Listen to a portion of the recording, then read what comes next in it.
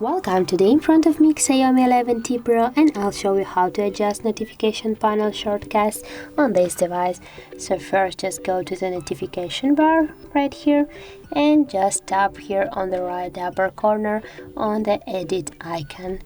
And as can you see, you can remove right now from your notification bar a couple of, or if you want, you can remove all the icons by tapping here on this icon.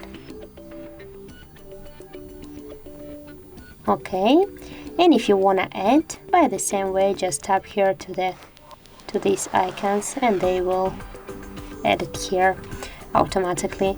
If you want also, you can change the position of your icons by this way. Just press for an icon for a few seconds and drag it here, for example, or here.